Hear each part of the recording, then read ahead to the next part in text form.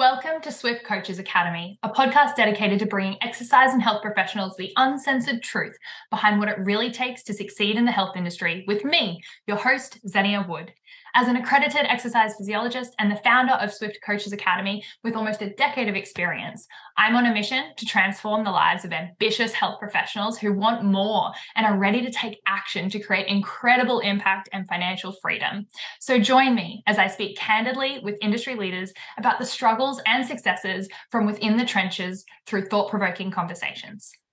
Episode 6. In this episode, we have Zenia's conversation with fellow accredited exercise physiologist and the head of exercise rehab at Swift Movement Academy, David Adamo. You're in for a treat. In this episode, Zenia and David break down the basics of shoulder anatomy and biomechanics and offer some fantastic actionable takeaways, so stay tuned to the end. David, it's been far too long to get you on a podcast. How are you going? Yeah, I know. I've been listening to the first couple that you guys have done, and I was waiting to hear when it was my turn to step up to the plate. But here we are. Yeah. I'm good. Been better in other ways. But, how about you? Yeah. Just for reference, David tore his ACL last week. Which 4 days ago, Saturday.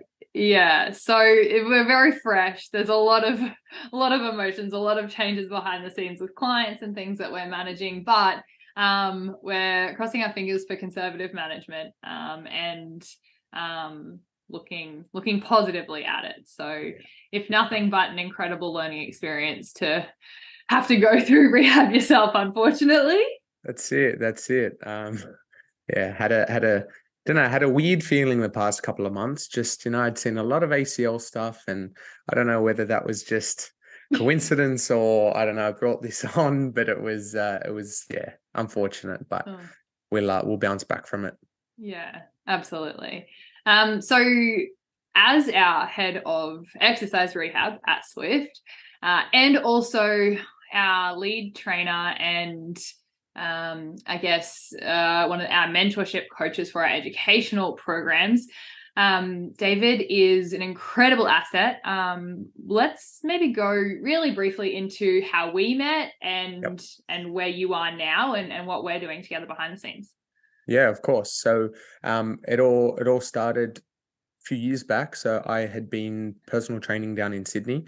That's where I grew up. I only moved to Brisbane at the start of last year, so the start of 2022, for obviously an opportunity at Swift as a student, and then was hoping to stay on board and work.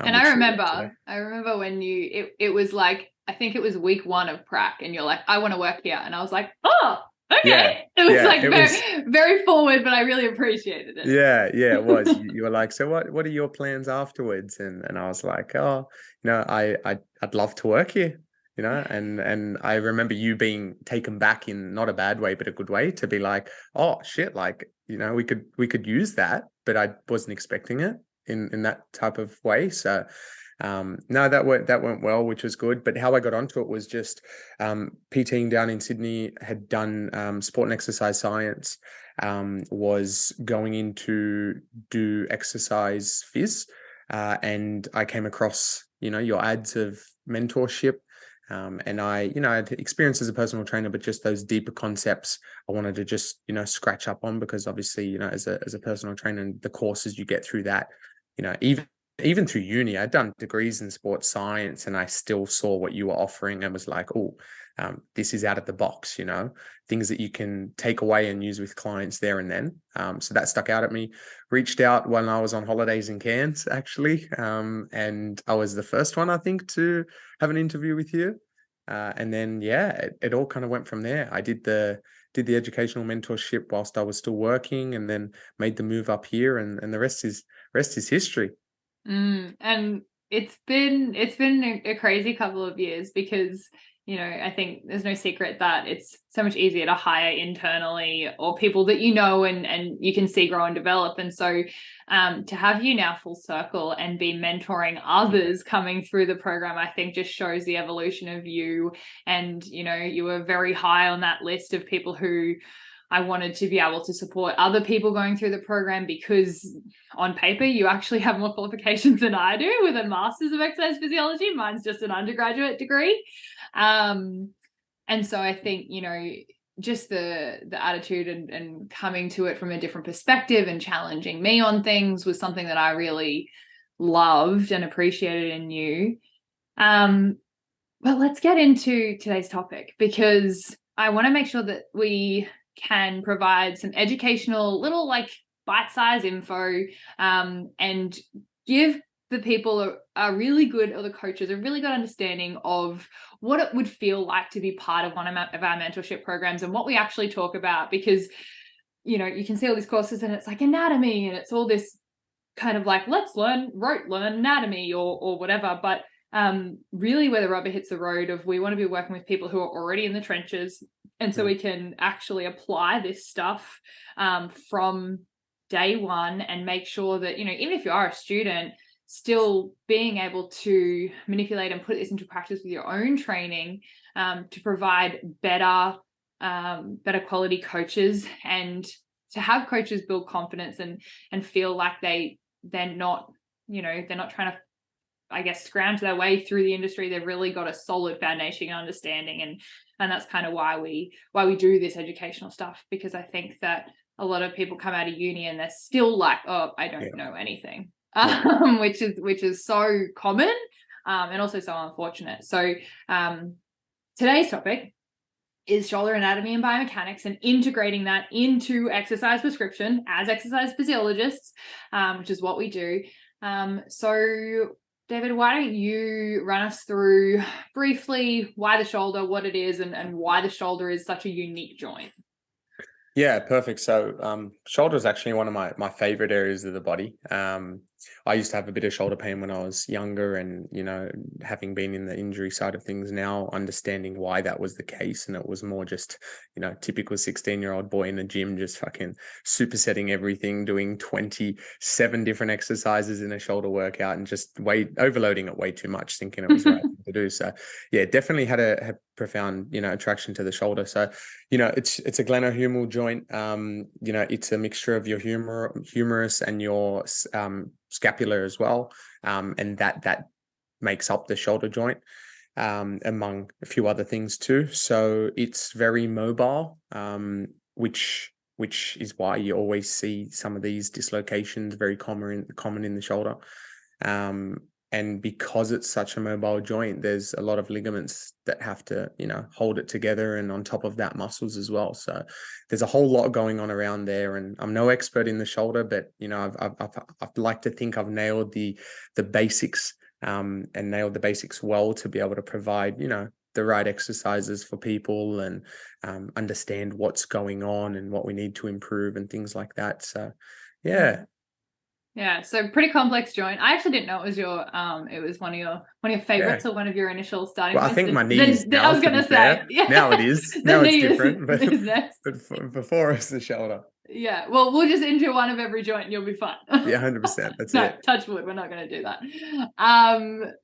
But so it's a very complex joint. It's not hypermobile in everyone, but it is excessively mobile as a joint, which means that there is inherently less stability, which means that from our musculoskeletal system, we need to create that. And obviously you mentioned the ligaments that are going to be part of the stability process as well.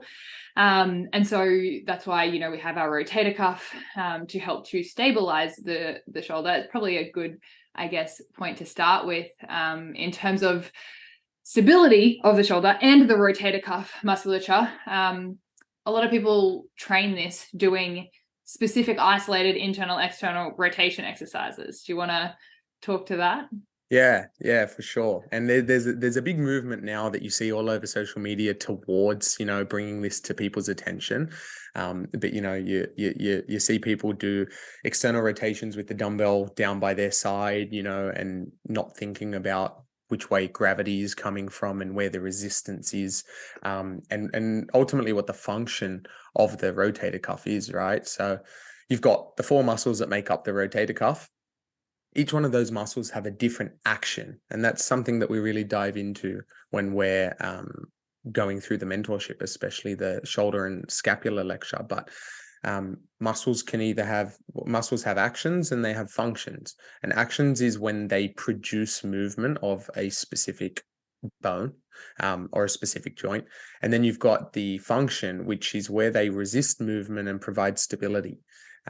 So if we do specific movements of the rotator cuff, such as external rotations, internal rotations, those sorts of exercises, you're going to be working the action of the rotator cuff, and depending on what movement you do, depends on what muscle. For example, you do infraspinatus, then obviously we know that's responsible for external rotation, and then you've got subscapularis, that's responsible for internal rotation. But ultimately, if you're trying to warm up the rotator cuff, or you're trying to work the rotator cuff, or strengthen, I should say, the rotator cuff in a stabilizing role, which a lot of people dive toward when they have shoulder pain or when they're told they have unstable shoulders or whatever, then we want to work the rotator cuff as an integrated unit where it is functioning to hold the shoulder in place and to provide stability through movement. Take an overhead press for an example with a dumbbell. You've got that dumbbell pressing overhead and it wants to fall out to the side. It wants to fall behind you, in front of you, all these different directions. And that's where the rotator cuff is working and strengthening in its function to be able to allow you to press up in that one motion without kind of losing control. Yeah, absolutely. And also on that, I posted something on Instagram the other day talking about, you can train an internal rotations action, but understand that the subscapularis is one of like 7 muscles that internally rotate the shoulder. And especially if you do that internal rotation down with your elbow tucked in by your side at 90 degrees, then you're probably actually in a better position to be working your pec or your lat or something that is way bigger, way stronger. Yeah. And so you're actually probably missing out on the recruitment of the subscap to its extent, because the pecs and the lats are force producing muscles, because we know that because of the shape of them, right? And so talking about the muscle shape is something that's also important, and understanding, is this muscle a stabilizing muscle primarily, or a force producing muscle? And so if we can look at things like pennation angle, so we know that that means that basically the pec muscle kind of like flares out, and so it has one insertion point into the humerus, but it has multiple origins across the clavicle and all the way down our sternum, and then even some origins down onto our ribs a little bit. So therefore that sort of fanning motion, where it's one insertion point and lots of origin points, means that it's going to produce more force, and therefore they're the muscles that are going to take over all the time when we're trying to do strength-based exercises for internal rotation. But if we can get them out of a position where they're comfortable, or where they're in their, shortened or mid-range position, like you said, with overhead work, and then we challenge the rotator cuff as a whole in its function, like the function of the rotator cuff is to stabilize. So even though we're trying to make it, quote unquote, and you'll hear, a lot of allied health professionals say we want to strengthen the internal rotators, we want to strengthen its function. We don't want to strengthen its action. And I think that's something that gets lost a lot. And so you see people grabbing TheraBands or dumbbells, which is worse, doing these external internal rotations. And, do you want to, I guess, talk about the reason why dumbbells for these rotational movements, especially down at 90 degrees, these bicep in-outs, we call them? Yeah, bicep, exactly. Well, like you said, a resistance band is going to be a better option if you're trying to do it for any purpose, as opposed to a dumbbell, because if we've got our hand down by our side and we're trying to come into internal rotation, so, pretend your elbows by your side, and you're trying to bring your palm to your belly button, let's say, if you're listening to this to visualize it, and we have a dumbbell in our hand, right? There's no resistance coming from the side.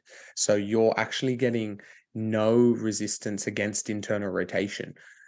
You're just getting resistance straight down vertically through the dumbbell for gravity. So if anything, you're working an isometric bicep curl, because your bicep's stopping your hand from going to the floor with the weight in it. which is, just not what we want to do. Like the people that are doing it with the resistance bands, at least, there's one up in terms of physics. But again, just missing the point of what they're trying to achieve. And that's obviously what we're out here to do, right? Like, I'm sure they don't know why they're doing that. They've been told to do it. It's not like they know exactly that, you need to train the function of the rotator cuff to get it stronger. And here they are still doing that. So, that's why we're out here to educate, get as much education out there to people that are listening so that they can implement this for themselves, for their clients, for whoever they know that they might see doing that, and ultimately get better results. Yeah, absolutely. And one thing on that too, because I know there's probably someone out there who's going to be like, oh, but what if you do it side lying with the dumbbell? Because I've heard a lot of research and, so if you are side lying on a bench and you're doing external rotation with that dumbbell, with your elbow in at 90 degrees, yes, that can be better because the resistance from the initial starting position is going to provide a little bit against gravity, and it drops off the further you get out to sort of 90 degrees of external rotation. And there is, I believe, some research out there saying that, like you want to train that initial range, and dropping off is actually helpful to promote the strength. But again, we have to integrate this with its function. There's no point in just training the strength of a muscle without ever integrating it. I think that's where it gets lost, not just in, training muscles when they need rehab or whatever, but it's also in getting someone from rehab into performance. It's like you can't go from a dumbbell external rotation exercise into, I don't know, fucking like baseball throwing. Like there has to be graded exposure into like what other movements and how do we integrate, and do we absorb force? How do we produce force? How do we resist force? So while to not get into the weeds too much with it, it is important that we are addressing the mechanics and the function when we look at how to train certain muscles, or really, I would say, we always talk about movements before muscles. So, do you want to talk about our movements first principle? Yeah, 100%. This is something that has really stuck with me since coming up to work for you and to learn off you is you always look at a muscle and say, I'm going to train that muscle and do a exercise for it. But it's like there's most of the joints in our body, or most of the muscles in our body perform more than one movement, or muscles, I should say. So if you train a movement first, right, so you look at knee extension, knee flexion, shoulder abduction, whatever it may be, you are then training all of the muscles that are responsible for that joint, right? So you can, because we don't walk around because of one muscle. We walk around, we move, we live our daily life because of multiple muscles working at one time to move joints, stabilize joints. So that's a big thing that we do at Swift, is we program based on movements first, and how it makes program writing so much easier. And I think so many people are missing out on this, because it's so simple, but just needs to be out there more, like. Let's give an example, just because I think, it can be a strange concept if we just talk in ethereal terms. So if I wanted to go from, okay, I know that I should use a movements for first approach, so I want to be training my, let's say shoulder horizontal adduction. So basically, like previously I was like, let's train chest, but now I've learned this movements first principle and I understand I need to do horizontal shoulder adduction. How do I go about that? Yeah, so what happens is you then, so for example, let's peel it back a bit. You're like, okay, you want to target the chest, and you want to target, the anterior deltoid and things like that. If you know the movement first approach, you can easily change programming on the fly, but still get the same outcome. And that's something that we've really been diving into recently, is that if you want to train that, shoulder horizontal adduction, and people automatically, go to that movement and think, okay, just pec flies straight off the bat. And then if somebody says, hey, we're doing a chest exercise, but you predominantly want to train shoulder horizontal adduction, right?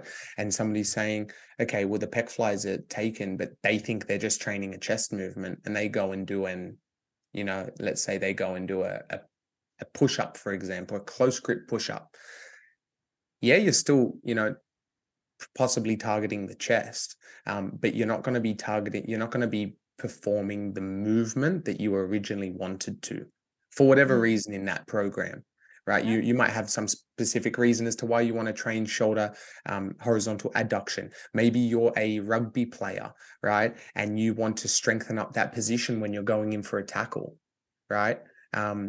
It just gives more specificity to your programming, because if that was the reason, if you were writing a program for a rugby player and you wanted to train that movement to help strengthen up the structures around there so they're more resilient in a rugby tackle, and I go and take on your program and I don't know that it's shoulder horizontal adduction, right? And I go and say, oh, fuck, the cables are taken. Oh, let's go do, something else. Let's go do like I said, a close grip push-up or something of that sort. It's like we're not getting the same outcome as what you had programmed for initially. Yeah, absolutely. And I think that's the critical thing, right? Because if you're looking, and maybe it wasn't even just that I wanted that horizontal shoulder adduction, but I was actually really more after the eccentric control of that, right? Because if we're looking to create a stable shoulder, like you said, for a rugby player, we want to make sure that they're not able to be flung backwards, and they have the strength to be eccentrically lengthened to the point where they're strong with that. And so maybe it's looking at how can I eccentrically load through that position. But yeah, like you said, you do a close grip push-up and you've just eliminated the entire purpose of that exercise. And so when we look at programming, instead of writing in your program exercise A1 pec fly, we write A1 eccentric horizontal shoulder reduction.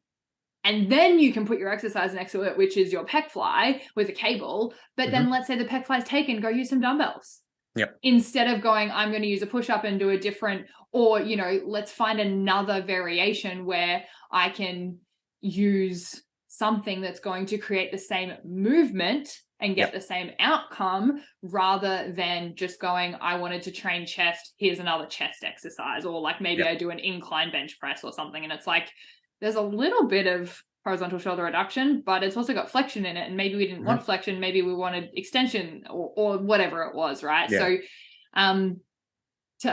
to really come back to the principle of movements first really helps for yourself in programming as a coach, when you're trying to look at it and go, like you said, fuck, this machine's taken, or I can't do that, or, the client needs something else, or whatever it is, but we can still focus on what movement was my intention, and why did I have that in place? And so we don't lose sight of what we were trying to program, and it still gets us the same outcome. Because if we're trying to train the eccentric load of that, then we can make sure that we've still, got a tempo focus or whatever it is, as opposed to just, I wrote this tempo in there. And then to your point as well, the reason we do this is because, obviously you're not taking clients this week because you tore your ACL and you're not walking at the moment. So Joel's able to pick up your program and be like, I know exactly what's going on. And if this is taken or we need to adjust or modify for whatever reason, he knows exactly how to modify that, because he knows what movement you were trying to achieve. It doesn't matter what exercise. You can make an exercise up that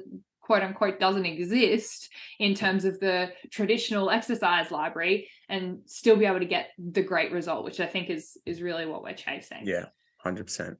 Why don't we go into the topic of origin insertion of muscles? I know a lot of people really struggle with rote learning, which I definitely did in terms of anatomy. And do you want to talk about, I guess, our rubber band theory and what we've sort of created to help really visualize how to understand origin insertion and therefore action without having to sit behind a textbook for weeks? Yeah, 100%. And majority of people are visual learners. Not everybody, but quite a few are, and I am one too. And this just helped me learn anatomy, you know, tenfold. You look at a table with anatomy, origin, and insertions, and you're just like, whoa, like, I'm out. I need my tea break already after the first one. You just looked at the name of the muscle. But yeah, the rubber band theory, what we've talked about is knowing generally where a muscle originates from and inserts into which part of the body. Majority of the time, we spoke about this in our tutorial this morning that we had in our mentorship group, because somebody was having trouble with knowing origins and insertions and which end. And generally speaking, origins are going to be more proximal to the body, to the midline of the body, to the trunk, and then we're going to have the insertions further distally, further away from the body.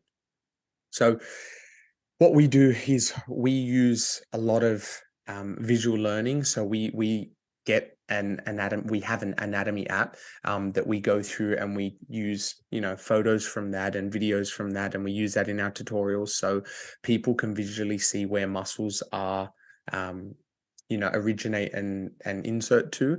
And what we really preach here is, obviously for some certain professions in the medical industry, physios, they might need to know a little bit more specifically the points at which muscles attach to.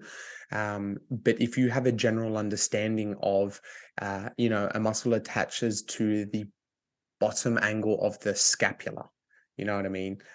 Or the front of the bicep up closer towards the shoulder joint instead of the actual specific name of it.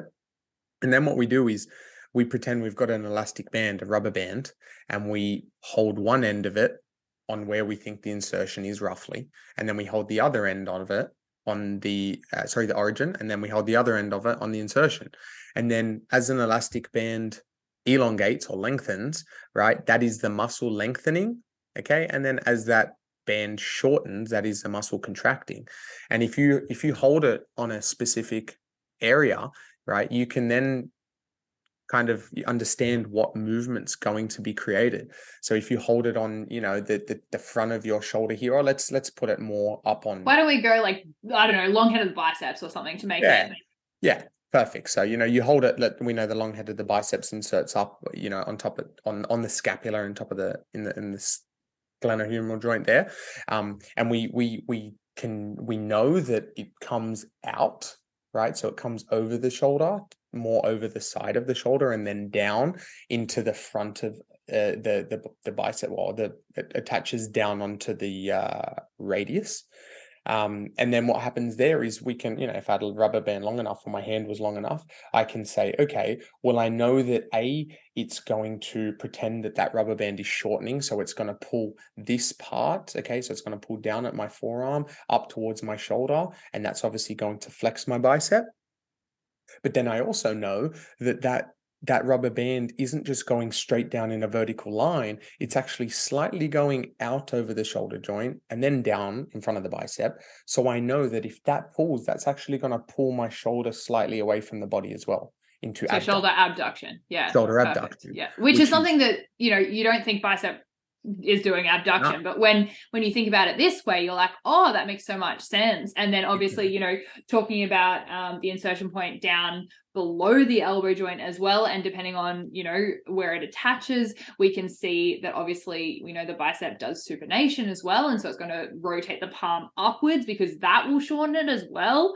And then we also know the last one being shoulder flexion, right? Like if we can't bend our elbow, or even if we do bend our elbow and we want to further contract our bicep, we know that we actually have to go into shoulder flexion, because that's going to pull the origin of our bicep towards the insertion. So it will bring them closer together. So that's really all this is. And, you don't have to actually go and physically get a rubber band, although you can, or a TheraBand or whatever. But just, putting your fingers like David did just then, if you're watching our YouTube version of this, or if you need to go back, it's really helpful to even just put your finger on it, like if you put your finger on the pec, and let's say we're looking at the clavicular fibers of the pec, right? Because we know there's different origins, but we look at the clavicular fibers, and then we know that it inserts onto the anterior surface of, the upper third or so of our humerus, then we know that it's not only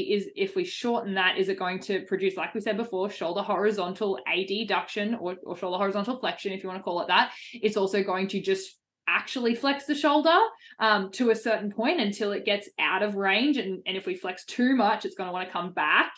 But it's also then going to internally rotate our humerus. And so we can see that there are so many different things by just knowing the rough area, right? Yeah. Like, we actually don't care if our students know that it's like the intertubercular sulcus of the whatever, right? Like, it's not relevant when you're in a PT or a coaching session to know that shit, Yeah. but you do need to know the actions.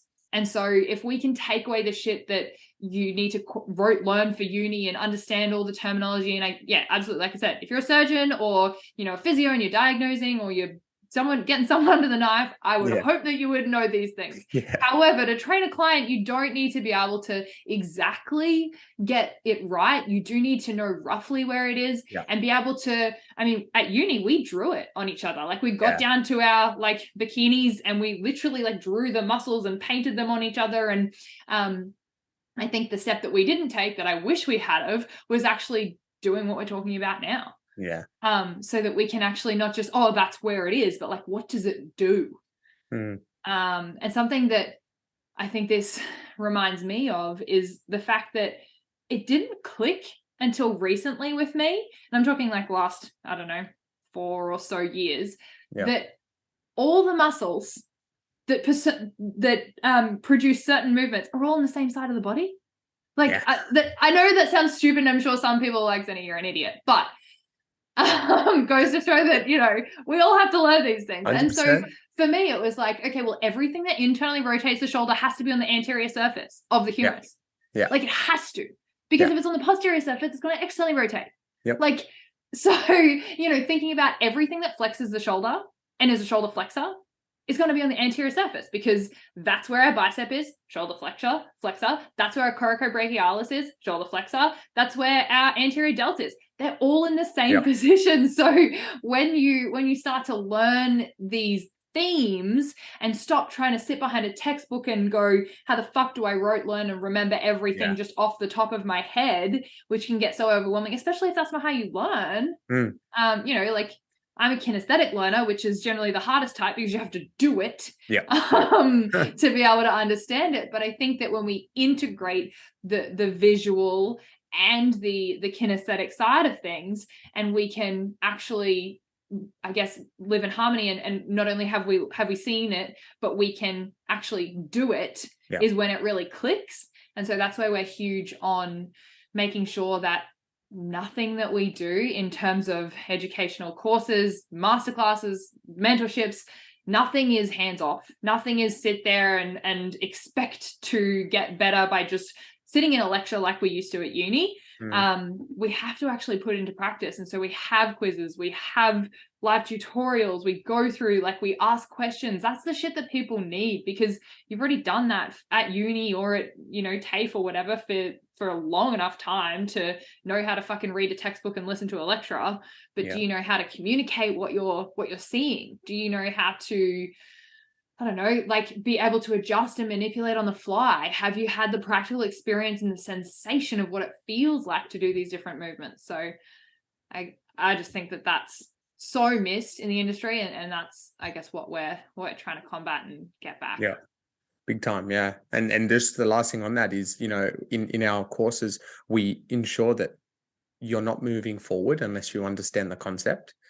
Where in uni, obviously, that's not in their best interest, right? They'll smack all anatomy at you in two lectures, and then the next week, you're onto, the nervous system or something completely different. And here you are still trying to get through the first muscle of what you learned 2 weeks ago. And it's that's not practical. That's not what we're here for. We want to make sure that you understand what we're teaching, and that you can go and use it moving forward. That's the main thing. Yeah, absolutely. And that's why we have, checkpoints of assignments and things you have to submit to us, so we know that you actually get it, because we're not here to do these tick and flick DIY courses. I get that they have a time and a place, but we're not here for that. because we want to make sure that people actually come away with the ability to implement, not the ability to fucking rote learn what I just talked about. 100%.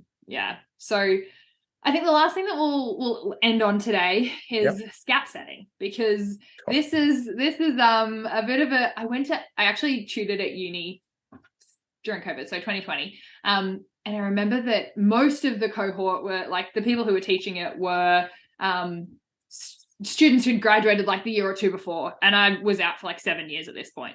Yeah. And so I was like, what are you doing, scap setting and telling everyone to scap set? And I was like, oh, I don't agree with this. And I was like, well, why don't we just, I mean, for your assignment, you might want to say something like this, but if we think logically, like, why don't we think outside the box? So, scap setting, especially with, let's talk about like rows and seated rows, because at uni, it was still being taught in 2020 that you set your shoulder blades before you produce a row. Why do we hate that? Oh, you're just missing every part of integration of the human system of when we move. Look, like a seated row, you've got a few different things going on. Yes, you have scapular retraction, you've got shoulder extension, but we want to do the movements all together. If you scap set first, right, before you initiate the row, you're going to be using a lot of bicep. You're going to be using, yes, to an extent, you're going to be using your lat, but we're going to limit the range, and we're not going to get the rhomboids, which are the scapular retractors. We're not going to be getting them producing any movement or any movement through under resistance, nor are we taking them through their full range of movement, which we know is the most important thing when it comes to training, when it comes to hypertrophy, when it comes to building strength. The more range of movement we give our muscle, right, taking it through its fully lengthened and fully shortened position, the better results we're going to get. So if we're here scap setting before we initiate the row, we're missing more than half of the exercise, the movement. Yeah. And remember thinking that like movements first approach, right? Like, yes, you can talk about rhomboids because that's what everyone talks about, but scapular retraction is the primary movement. And so without having to, quote unquote, lose form, which realistically form is based on achieving a desired outcome, not some arbitrary thing that someone made up, which is probably a whole nother topic. But, if we flex and round our thoracic, then we are producing scapular protraction, and therefore starting in the most protracted position we can possible, we have lengthened our retractors or our rhomboids primarily. And so therefore we give them the greatest opportunity to be able to produce force and retract against resistance. And so by starting in retraction, we've already done, like I said, at least 50%, probably 75+% of our retraction movement. And so it's also not integrated, right? Like, could you imagine if you had to go and reach, I don't know, a teapot in the top cupboard and you're like, oh no, set my shoulder blades first. Like, no one does that. It's stupid and it's ridiculous and it doesn't. And then you see some people and they come to you, as rehab clients and like, oh, I have to set my scapulars first to like lift something overhead. And it's like, you need freedom of movement. Like the scapula is designed to be mobile, and that's why the shoulder's a mobile joint. Like we can't be restricting movement. I often talk about your movement vocab being how big can you make your movement vocabulary, right? Like if you're only restricted to, a little percentage of your movement capacity, you have a shitty movement vocab. But we want to increase your movement vocabulary so that you can create and produce whatever weird, wacky movements you want to and be strong in all of them. Because at the end of the day, it's not like, oh, well, but my shoulder press is great in the gym. And it's like, yeah, but can you like lift your, your heavy thing from the top shelf in your cupboard? So I think, true. We can't keep fixing us. And by fixing, I don't mean, improving. I mean, like setting our scapulars before movements, which, you see it in bench press and things as well. And I totally get from a performance standpoint, like powerlifters and things like that. Yes, absolutely. You want to fix your scaps or squeeze them backwards on the bench, and you want to avoid scapular protraction, retraction, and just keep it fixed. Absolutely. But then in your program, in your entire week, I don't give a fuck if you're a powerlifter or if you're, just training for life. We need to be moving the scapula so you don't get stuck or you don't get strong in one position only. So like, where are the push-ups with protraction and really, reaching based movements? So not everything we do is fixed scap position, because, even working with Alicia, the bodybuilder that I work with, even though her goal is to look jacked and lean, if she can't function, then she's not going to perform best on stage, because she can't get into the movements she needs to get into, and she's more at a higher risk of injury. Yeah. I think, I think that's what happened. I think a lot of this whole scap setting thing, I could be wrong, but I feel like a lot of it came from, people doing bench press a lot and thinking about that performance side of scap setting for that specific movement for a comp or whatever it is.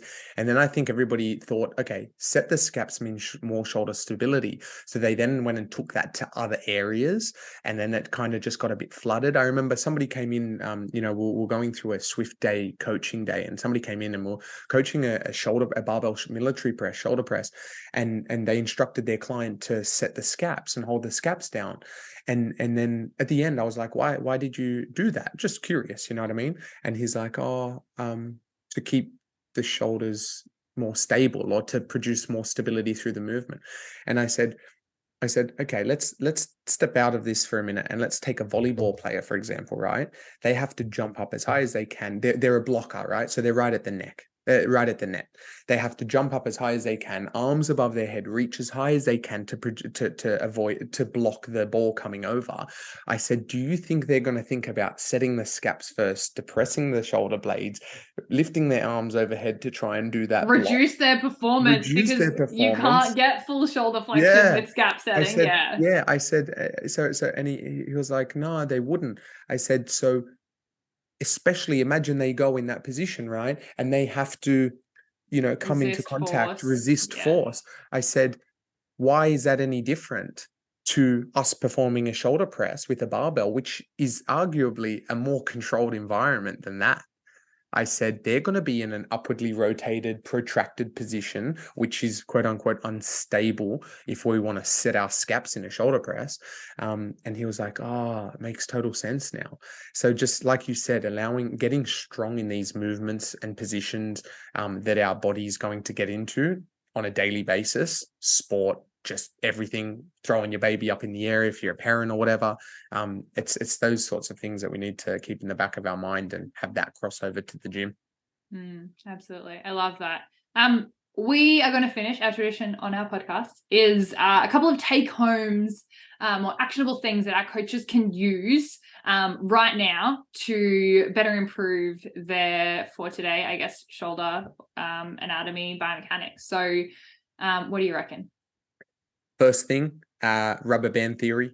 Go pick a muscle or pick a few muscles that you want to learn about. Have a brief research of where they insert and originate from.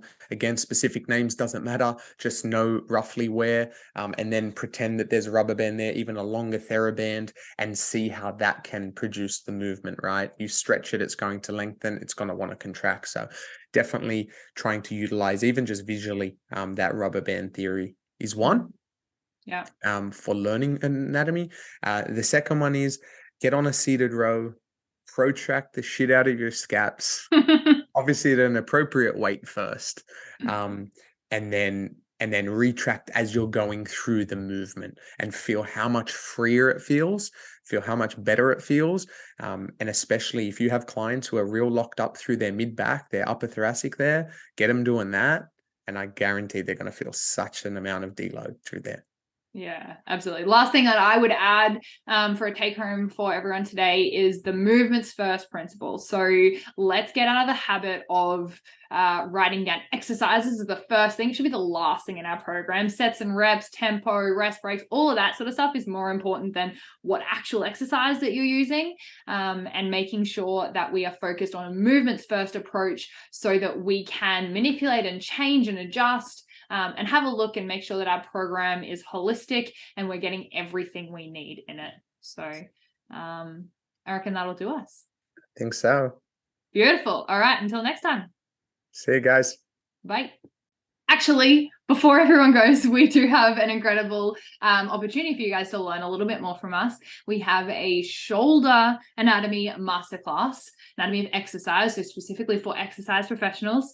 And we are going to talk more about this stuff, integrating it, and it is a live masterclass online, so anyone can join at 7 p.m. Brisbane time, so AEST.